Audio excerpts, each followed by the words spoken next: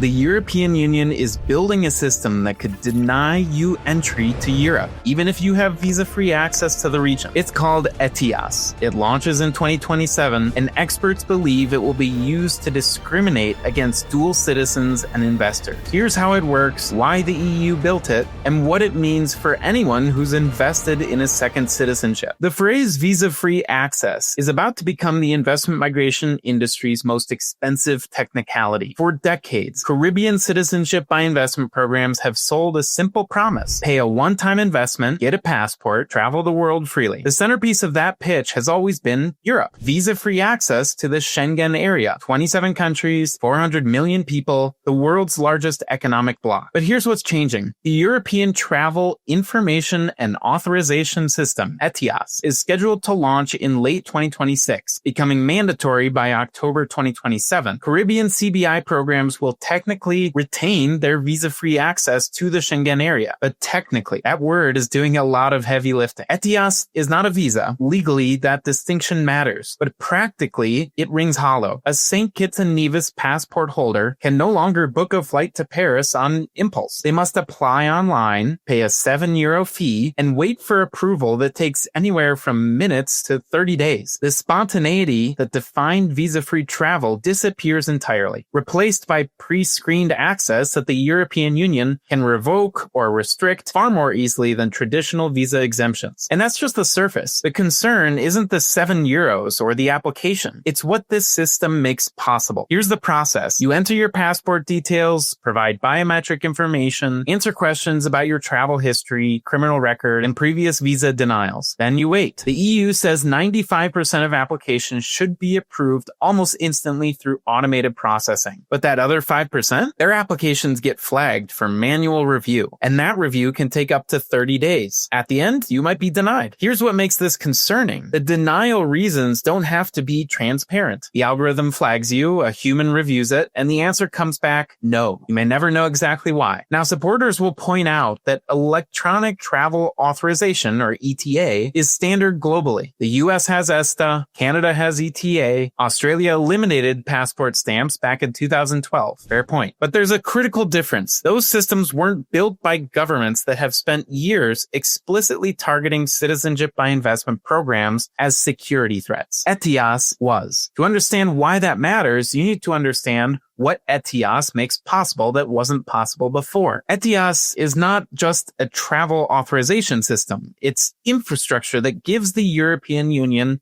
something it has never had before: the ability to selectively restrict CBI passport holders without formally suspending visa-free travel to the whole country. Right now, if the EU wants to punish a Caribbean citizenship by investment country, they have to suspend the entire visa waiver. That's a nuclear option. Diplomatic incidents, headlines, trade implications, political fallout. The EU has used this tool exactly once against the CBI country, Vanuatu, in November 2024. It was messy, public, and politically costly. ETIAS changes everything. Brussels can simply start denying applications from individual citizenship by investment citizens quietly, algorithmically, without any public announcement. They can approve a natural-born citizen of St. Kitts and Nevis while denying someone who obtains citizenship through investment. Same passport, different outcome. 1/3 of investment migration executives believe this is exactly what will happen. According to IMI's 2025 executive survey, 33% expect the EU to use ETIAS as a tool for discriminating against CBI passport holders. CBI holders could become second-class nationals of their adopted countries. Filtered through algorithms the EU doesn't need to explain. Both sides can tell the truth. Caribbean governments can claim their passports maintain Schengen access. European officials can insist they're simply applying security screening. Both statements would be technically accurate, even as the practical outcome mirrors a targeted ban. The EU hasn't been subtle about building the legal framework either. In June 2025, the EU finalized updates to its visa suspension mechanism, the legal process for revoking one country's visa-free travel to the area. One of the new grounds for suspension, and I'm quoting directly, the operation of an investor citizenship scheme, whereby citizenship is granted without any genuine link to the third country concerned. That's not subtle. The EU explicitly added, you run a CBI program, as a valid reason to cut off visa visa-free travel. The legal authority now exists. ETIAS provides the enforcement mechanism. European officials can now tighten or loosen ETIAS approval rates based on diplomatic priorities. If a Caribbean country resists EU demands, approval rates can quietly drop. If they comply, rates improve, all without formal announcements or legal challenges. The market has not priced this in yet. CBI sales continue as though ETIAS is a minor administrative hurdle rather than a fundamental restructuring of European access. So how does this change the math for investors? A Caribbean citizenship by investment passport costs at least 200,000 euros through a non-refundable donation before government fees and professional charges. For that, you get citizenship and nominal Schengen access, now subject to ETIAS approval. A Portugal Golden Visa requires 500,000 euros in investment. A Latvia Golden Visa requires an investment of 50,000 euros. A Spain Digital Nomad Visa is essentially free. Is direct European residency premium access to the EU? Of course, you have actual residency rights in an EU member state and a path to permanent residency and citizenship. But you also bypass ETIAS entirely. No algorithm can revoke that. The premium for certainty has narrowed substantially. For an additional 300,000 euros or even for free, as we just illustrated, you can guarantee your European access versus hope for it. For investors from countries that already require EU visas, the dilemma is even starker. You cannot know whether ETIAS will approve your application until after purchasing citizenship. So in theory, you're spending $200,000 on a passport whose arguable primary benefit now carries a question mark you cannot resolve in advance. This inverts the traditional CBI sales pitch. The industry promised freedom of movement, but what it now delivers is conditional access requiring advance permission from the same European bureaucracy that has openly targeted CBI programs, which creates a serious problem for the firms selling these programs. CBI consultancies now face a messaging crisis with no clean solution. Advertising visa-free Schengen access remains technically true, but clients don't buy legal technicalities. They buy outcomes. They expect to travel freely, not apply for pre-authorization that might be denied. A client who pays $200,000 expecting to fly to Europe whenever they want, only to discover they need advance permission that takes up to 30 days, that client is not going to be happy. The industry's response will likely split. Some firms will continue emphasizing visa-free travel while burying ETIAS requirements in fine print. Others will pivot messaging toward alternative benefits, tax optimization, generational wealth transfer, Plan B security, Commonwealth access, etc. Neither approach solves the fundamental problem. The product is changing. The price just increased, and the primary selling point now comes with an asterisk. But not everyone sees this as catastrophic. There's a counter-argument worth considering. Jean-Francois Harvey, a veteran immigration lawyer with over 30 years of experience, offers a different perspective. His argument: most clients don't pursue Caribbean citizenship primarily for visa-free travel to Europe. They want a strategic asset, tax planning, long-term mobility, security, optionality. For these buyers, ETIAS is an inconvenience, not a deal breaker. He also notes that electronic travel authorization is becoming the global norm. The US, Canada, UK, and Australia all use similar systems. Caribbean CBI holders will adapt, just like everyone else. When the UK imposed visa requirements on Dominican passport holders, Harvey's clients all received approval within days, with multiple entry visas. The sky didn't fall. There's merit to this view. And notably, half of executives surveyed doubt Caribbean countries will actually enforce their new 30-day physical presence requirements, suggesting the industry has seen threatened changes fail to materialize before. But here's the critical difference. The UK visa requirement was implemented by a neutral party. ETIAS is being built by an administration that has explicitly identified CBI as a security threat. The question is not whether the technology works. It's whether it will be applied fairly to people the EU has already decided are suspicious. So what should you actually do with this information? Let us be direct about what we know and what we don't. What we know is ETIAS is here. It's coming. The infrastructure is being built. The EU has created the legal mechanisms to target CBI countries. 1/3 of industry executives expect discriminatory enforcement. But what we don't know, how ETIAS will actually function in practice, whether citizenship by investment holders will face higher denial rates than those others, whether Caribbean governments can negotiate favorable treatment. If you're considering a Caribbean passport primarily for European access, factor in this uncertainty. The guarantee has become a probability. If European access is your main motivation, seriously compare golden visa options. If you already hold a Caribbean passport,